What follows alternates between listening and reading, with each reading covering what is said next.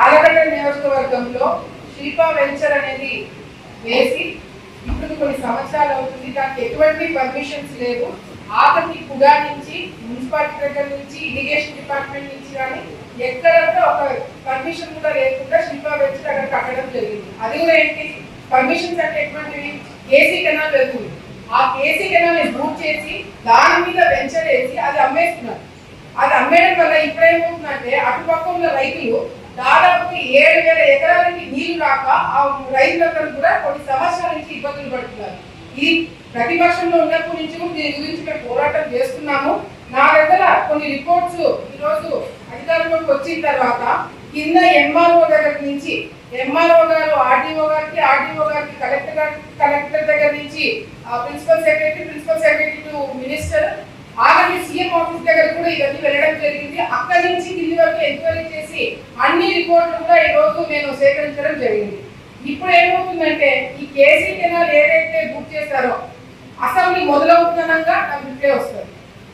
ఏదైనా మీటింగ్ నేను వస్తున్నానగా నాకు రిప్లై వస్తుంది. అంతేగాని ఇంతవరకు సంవత్సరం అవుతుంది. అసెంబ్లీలో దీని గురించి 3 సార్లు మాట్లాడినాను.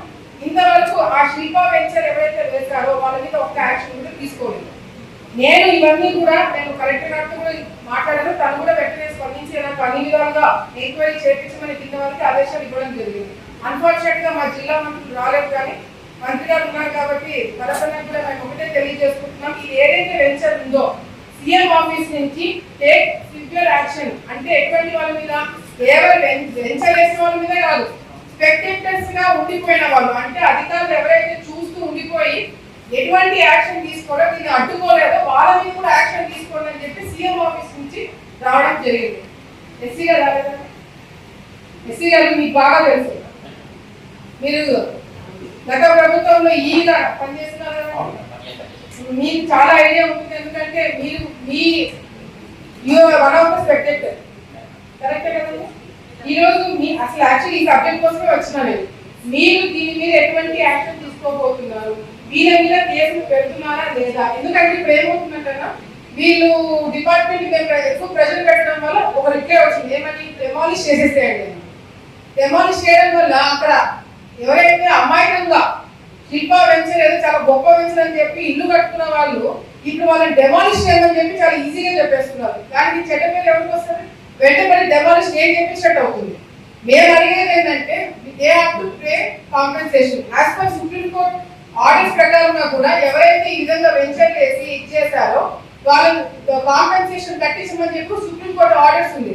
అండ్ ఎస్సీ గారు ఇంకొకటి, సుప్రీం కోర్టు ఆర్డర్స్ ఎవరైతే ఈ విధంగా ఎంక్రోచ్మెంట్ చేసి ఎస్సీ వాళ్ళు ఎవరైనా యాక్షన్ తీసుకోకపోతే టేక్ యాక్షన్ అని ఎస్సీ అని చెప్పి సుప్రీం కోర్టు ఆర్డర్స్ వచ్చినాయి. సో మీరు బలవుతారు. ఇందులో మీరు మీ ఉద్యోగాలు కాపాడుకోవాలనుకున్నా, మీరు వాళ్ళని కాపాడుకోవాలనుకున్నా, మీరు ఏంటంటే డిసైడ్ చేసుకోవాలని చెప్పి కూడా సందర్భంగా వాళ్ళకి నేను తెలియజేసుకుంటాను. మాట్లాడిన తర్వాత కూడా ఇంతవరకు ఒక ఎంక్వైరీ కూడా వాళ్ళు చేయలేదు. నేను వెంటబడితే కానీ పదే వెంటబడితే కానీ ఎంక్వైరీ రావట్లేదు. అండ్ ఇప్పుడు అసెంబ్లీ స్టార్ట్ అవ్వక ముందు ఇఫ్ యు ఆర్ నాట్, మీరు అంటే ఇప్పుడు మీరు చేసేదానికి లేదు, మీరు రెవెన్యూ డిపార్ట్మెంట్ కి రాయాలి. మీరు రెవెన్యూ డిపార్ట్మెంట్ కి కంప్లైంట్ రాసి ఈ క్రిమినల్ కేసు కట్టకపోతే డెఫినెట్ గా నేను 200 మంది రైతులతో ఆ శిల్ప వెంచర్ లో తెలివి కట్టుకున్న వాళ్ళందరితో కూడా పిల్లి ఎక్కిస్తాను. అది కూడా ఏంటి, అధికారులు ఎవరైతే దీన్ని యాక్షన్ తీసుకోలేదో వాళ్ళందరూ పేరు మెన్షన్ చేసి పిల్లేయాల్సి వస్తుంది. దయచేసి అంత దూరం తీసుకురాకుండా అసెంబ్లీ మొదలవ్వక ముందే వీళ్ళ మీద క్రిమినల్ యాక్షన్ తీసుకోవాలని చెప్పి కూడా నేను రిక్వెస్ట్ చేస్తున్నాను. ఎందుకంటే ఇది ఏమైపోతుందంటే 7,000 ఎకరాలకి నీళ్లు రాకుండా ఒక వెంచర్ ఆపేస్తున్నారంటే that is not a small thing. So దయచేసి మీరు అది యాక్షన్ తీసుకోవాలని చెప్పి నేను సందర్భంగా తెలియజేసుకుంటూ, అదేవిధంగా మొన్న నీళ్లు వదిలినారు. మాకు ఏమైతుందంటే ఆలగడ్డ చివరి ప్రాంతం, ఆలగడ్డ స్టైల్ అండి, నీళ్ళు అన్ని పైన వాడిపోయిన తర్వాత కిందికి రావు. మాకు మొన్న జరిగిన ప్రాబ్లం నాకు తెలిసి గత కొన్ని సంవత్సరాలు ఎక్కువ కూడా జరిగిందో, చివరి ఆయకట్టి వరకు నీళ్లు తీసుకురాలేకపోయినాం. అసలు గతంలో లేని మంత్రి ఉన్నప్పుడు చాలా అంటే చాలా తక్కువ వర్షాలు పడినాయి. అసలు నీళ్ళు లేకపోయిన టైంలో కూడా చివరి ఆయకట్టి వరకు నీళ్లు తీసుకురాగలిగినాం. ఇప్పుడు మొన్న నీళ్ళు ఉండి కూడా సరిగ్గా వీళ్ళు ప్లానింగ్ లేకపోవడం వల్ల, రెగ్యులైజేషన్ సరిగ్గా చేయకపోవడం వల్ల చాలా ఇబ్బంది పడాల్సి వచ్చింది. చివరి ఆయకట్టు వరకు నీళ్లు తీసుకొచ్చేంత వరకు కేసీ కెనాల్ డెఫినెట్ గా దీని మీద వర్కౌట్ చేయాలా.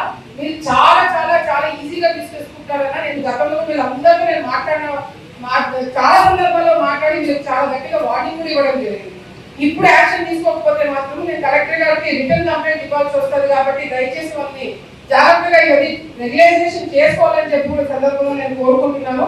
అంతేకాకుండా ఈజీ తెలుగు దొంగ చాలా పెద్ద ప్రాబ్లం.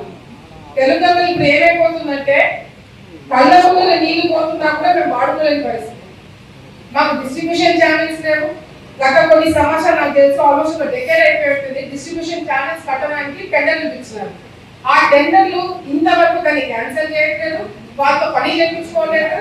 అట్లే ఆగిపోవడం వల్ల కొన్ని వేల ఎకరాలకి తెలుగు కింద మాకు ఆయకట్టు కింద నీళ్ళు రావట్లేదు.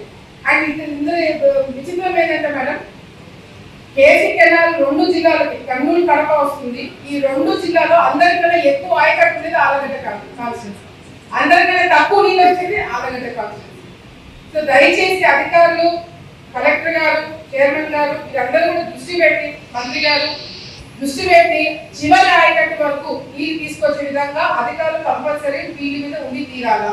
ఫీల్డ్ మీద ఎవరు తిరగట్లేదన్నా, మేము ప్రజలు పెట్టి మేము ఎమ్మెల్యేలుగా మంత్రులుగా మేము తిరిగి చేస్తేనే అధికారులు ఫీల్డ్ మీదకి రావట్లేదు. లస్కర్లతో ప్రాబ్లం, లస్కర్లు రావట్లేదు. వాళ్ళ ప్రాబ్లమ్స్ వాళ్ళకు ఉన్నాయి, అది డిఫరెంట్ సబ్జెక్ట్ అది. సో అధికారులు ఫీల్డ్ మీదకి రాకపోతే మాత్రం డెఫినెట్ గా ఇమీడియట్ గా యాక్షన్ తీసుకోవాలని చెప్పి కూడా నేను కలెక్టర్ గారిని, చైర్మన్ గారిని కోరుకుంటూ ఇంకొక స్మాల్ రిక్వెస్ట్ నా దగ్గర ఇచ్చినారు.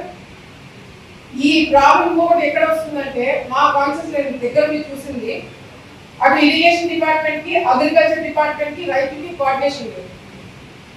నీళ్ళు వస్తున్నాయి అని చెప్పారు. అది ఎప్పుడు వస్తాయి, ఎన్ని వస్తాయి ఏంటో క్లారిటీ లేదు. కింద లెవెల్లో చిన్న గ్రామంలో కూడా కొన్ని 100 ఎకరాలు రైతులు వేసుకుని ఉంటారు. నీళ్ళు వస్తాయని చెప్పి వెయిట్ చేస్తుంటారు. అది రాని పక్షంలో అందరూ వచ్చి మా మీద పడతారు. ఇట్లా కాకుండా నెక్స్ట్ అట్లీస్ట్ ఇప్పుడు వచ్చే సీజన్ స్టార్ట్ కాకముందే 3 అంటే అటు ఇరిగేషన్ డిపార్ట్మెంట్ కావచ్చు, అటు అగ్రికల్చర్ డిపార్ట్మెంట్ కావచ్చు, రైతు సంఘాలు మేము అందరం కూడా కూర్చొని ఏ టైంలో నీళ్ళు వస్తాయి, ఎన్ని వస్తాయి, ఏ పంట వేసుకోవచ్చు, ఇది క్లారిటీగా గ్రౌండ్ లెవెల్ మేము దిగి చెప్పకపోతే వచ్చే రోజుల్లో చాలా పెద్ద ప్రాబ్లం అవుతుందని చెప్పి కూడా సందర్భంగా మీ దృష్టిలో కూడా పెట్టుకున్నాము. ఇది మాత్రము దీని మీద యాక్షన్ తీసుకోకపోతే, ఎందుకంటే ఒక చిన్న ఉదాహరణ చెప్తా. ఎవరైతే శిల్ప వెంచర్ వేసినారో, ఎవరైతే దీనికి బాధితులో నంద్యాల కూడా ఉంది అదే. కానీ నేను ఇన్నిసార్లు సంవత్సరం నుంచి మేము మాట్లాడుతున్నాం దీని గురించి. ఏబిసి గారు ఆలయంలో మేము ఎండబడుతున్నాం కాబట్టి చేస్తున్నారు. నంద్యాల ఎంతవరకు దాని గురించి ఊసేయట్లేదు. అదేవిధంగా కడపలో నేను అసెంబ్లీలో మాట్లాడుతుంటే కడప ఎమ్మెల్యే మాధవరెడ్డి గారు కూడా వేసి, అవును మా ప్రాంతంలో కూడా శిల్పా వెంచర్ వాళ్ళు వచ్చి వేసి మమ్మల్ని అంతా ఇబ్బంది పెట్టాలని ఆమె కేసీ కెనాల్ బుక్ చేశారు. నంద్యాల కేసీ కెనాల్ బుక్ చేస్తారు, ఆలయంలో కేసీ కెనాల్ బుక్ చేస్తారు. వీరి మీద definitely you need to take an action. Criminal case compulsory పెట్టాలా. They are getting along with it అన్న, అంటే చేసేసుకోవచ్చు, ఏం కాదు. మొన్న ప్రెస్ మీట్ పెట్టి ఏమంటారు అంటే వాళ్ళ పదాలు వాడుతున్నారు, దమ్ముంటే మన మీద కేసు పెట్టి చూడండి అని చెప్పి మాట్లాడుతున్నారు.